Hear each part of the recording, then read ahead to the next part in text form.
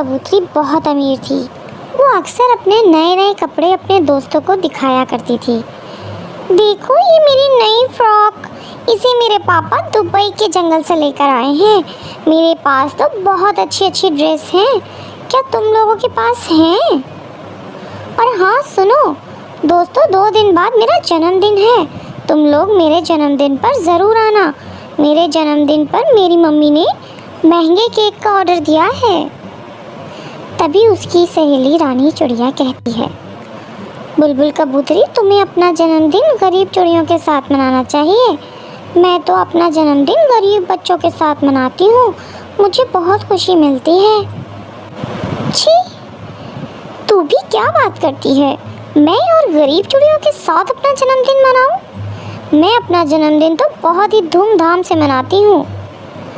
देखो बुलबुल कबूतरी, अपने पैसों का ज़्यादा घमंड मत दिखाओ। अरे मैं पैसों का घमंड कहाँ दिखा रही हूँ, मेरे पास अच्छे कपड़े हैं, यानी तुम लोग मेरे से जलती हो। मैंने तुझे बता दिया, मेरा जन्मदिन 2 दिन बाद है, तुम लोग आ जाना, ठीक है? ये सुनकर रानी चिड़िया अपने घर चली जाती है। घर जाकर वो अपनी माँ से कहती है, माँ मेरा जन्मदिन अगले महीने है, तू मुझे क्या गिफ्ट दोगी? अरे रानी बेटा, आज तू ये कैसी बातें कर रही है? तुझसे किसी ने कुछ कहा है क्या? हाँ मेरी माँ एक सहेली है बुलबुल कबूतरी, वो अपने पैसों का बहुत घमंड दिखाती है। 2 दिन बाद उसका जन्मदिन है, उसने मुझे अपना यहाँ इनवाइट किया है। तो क्या हुआ बेटा, तू चली जाना। इसलिए तो पूछ रही हूँ माँ कि तुम मेरे बर्थडे पर मुझे क्या गिफ्ट दोगी। जब मेरी सहेलियाँ मुझसे पूछेंगी तो मैं उन्हें क्या बताऊँगी? तो तू ही बता बेटा, मैं तुझे तेरे जन्मदिन पर क्या गिफ्ट चाहिए? माँ मुझे इस बार नए नए कपड़े चाहिए, क्योंकि मेरी दोस्त बुलबुल कबूतरी मुझे अपने कपड़े दिखाकर चिढ़ाती है, और मुझे नई सैंडल्स भी चाहिए। ठीक है बेटा, तू जो चीज़ मांगती है मैं ज़रूर पूरा करूँगी। 2 दिन बाद बुलबुल कबूतरी के जन्मदिन पर रानी चिड़िया बुलबुल कबूतरी के घर जाती है। हैप्पी बर्थडे बुलबुल कबूतरी, ये लो तुम्हारा बर्थडे गिफ्ट। क्या है इसमें? तू खुद ही खोल कर देख लो। बुलबुल कबूतरी झट से रानी चिड़िया का दिया हुआ गिफ्ट खोलती है। अरे इसमें तो कलर कॉपी है। मैं जानती थी रानी चिड़िया, तू ज़्यादा कुछ नहीं दे सकती। तुम गरीब पक्षियों के पास इतने पैसे कहाँ होते हैं जो मुझे तुम महंगे गिफ्ट दे सको? ये सुनकर रानी चिड़िया उदास हो जाती है। बुलबुल कबूतरी, इस कॉपी का अपमान मत करो, गिफ्ट गिफ्ट होता है, चाहे वो छोटा हो या बड़ा। ठीक है रानी चिड़िया, ज़्यादा मुझे लेक्चर मत दे। जा अब जाकर बैठ जा, थोड़ी देर में केक कटिंग करेंगे। थोड़ी देर बाद टुनटुनी केक काटती है और अपने दोस्तों को नए नए गिफ्ट दिखाकर उन्हें नीचा दिखाती है। इस तरह समय गुजरने लगता है। जब टुनटुनी का जन्मदिन आता है, वो अपने दोस्तों को इनवाइट करती है। तब बुलबुल कबूतरी उसका मजाक उड़ाते हुए कहती है, रानी चिड़िया तू अपना जन्मदिन गरीब चिड़ियों के साथ मनाती है, मैं आकर वहाँ क्या करूँगी? मुझे गरीब पक्षियों से बहुत ही ज़्यादा नफरत है। लेकिन बुलबुल कबूतरी, एक बार मेरे बर्थडे पर आकर देखो तो तुम्हें बहुत अच्छा लगेगा। ठीक है, जब तू इतना कह रही है तो मैं आ जाऊंगी। शाम को बुलबुल कबूतरी रानी चिड़िया के घर जाती है। वहाँ रानी चिड़िया की माँ हलवे को केक की तरह सजाए हुए थी और कुछ गरीब चिड़िया के बच्चे वहाँ पर आए हुए थे। ये सब देखकर बुलबुल कबूतरी की आंखों में आंसू आ जाते हैं।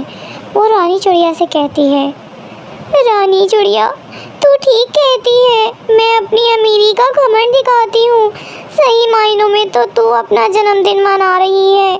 आज के बाद से मैं भी अपना जन्मदिन इन गरीब चिड़ियों के साथ ही मनाऊंगी। इनके चेहरे पर खुशी देखकर आज मुझे बहुत खुशी मिली है। बुलबुल कबूतरी, इस जहाँ में कोई भी अपनी मर्जी से गरीब नहीं होता। कोई जन्म से ही अमीर होता है तो कोई अपनी मेहनत से पैसा कमाता है। इसलिए हमें किसी गरीब का मजाक नहीं उड़ाना चाहिए। फिर बुलबुल कबूतरी उन गरीब चिड़ियों के साथ मिलकर रानी चिड़िया का जन्मदिन सेलिब्रेट। एक बार की बात है, किसी गांव में एक कल्लू कौवा अपनी पत्नी रानी चिड़िया के साथ रहता था। वो बहुत ही गरीब था और गुजारा चलाने के लिए वो घर में देसी घी बनाकर बेचा करता था। इसकी पत्नी रानी चिड़िया देसी घी के पैकेट बनाने में इसका हाथ बटाया करती थी। एक दिन रानी चिड़िया ने 1-1 किलो के देसी घी के पैकेट बनाए और कल्लू कौवे को देते हुए कहा, अजी सुनिए, मैंने देसी घी के पैकेट तैयार कर दिए हैं, शहर जाकर इन्हें बेच आओ। इस पर कल्लू कौवा बोला, ठीक है, मैं जाकर बेच आता हूँ। रानी तुम बहुत अच्छी हो, मेरा इतना साथ देती हो। कल्लू जी आप भी बहुत अच्छे हो, मेरा इतना ख्याल रखते हो। और फिर कल्लू कौवे ने देसी घी के पैकेट रानी चिड़िया से लिए और शहर की तरफ चल पड़ा। वो इन देसी घी के पैकेटों को एक परचून की दुकान पर बेचता और जो पैसे मिलते थे उनसे उसी दुकान से घर के लिए कुछ सामान खरीदता था। दोनों के बीच काम यूं ही चलता रहा। एक दिन देसी घी के पैकेट को दुकान में रखते हुए दुकानदार ने सोचा, क्यों ना रखने से पहले देसी घी के हर पैकेट को तोल कर देख लूं। जब दुकानदार ने पैकेटों को तोला तो वो हैरान रह गया। हर एक पैकेट 1 किलो का नहीं बल्कि 800 ग्राम का था। हर पैकेट का वज़न 200 ग्राम कम था। उसे कालू कौवे पर बहुत गुस्सा आया। बड़ा बेईमान धोखेबाज, मैं इसे नहीं छोड़ूंगा। अगले हफ्ते कालू कौवा फिर से उसकी दुकान पर देसी घी के पैकेट बेचने गया। खबरदार जो मेरी दुकान में कदम रखा, धोखेबाज, मैं किसी झूठे और मक्कार इंसान के साथ कोई लेन देन नहीं करना चाहता। वो देसी घी के पैकेट तुम मुझे बेच कर गए थे वो 1 किलो के नहीं बल्कि 800 ग्राम के थे, 200 ग्राम कम है, बेईमान कहीं के।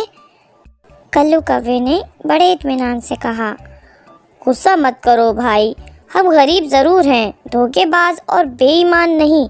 हमारे पास इतने पैसे नहीं कि हम तोलने के लिए तराजू खरीद सकें, इसलिए हम इसे 1 किलो चीनी के बराबर देसी घी तोल देते थे जो मैं तुमसे खरीद कर ले गया था। कल्लू कौवे की ये बात सुनकर दुकानदार शर्मिंदा हो जाता है। इस कहानी से हमें ये सबक मिलता है, कभी किसी को धोखा नहीं देना चाहिए। जैसे आप दूसरों के साथ करोगे वैसा ही आपके साथ भी होगा। इसलिए अच्छे बनो और सबके साथ अच्छा करो। अगर आपको हमारा ये वीडियो पसंद आया हो तो हमारे चैनल को सब्सक्राइब करें और इस वीडियो को लाइक और शेयर करना ना भूलें। मिलते हैं नई वीडियो में। Bye bye.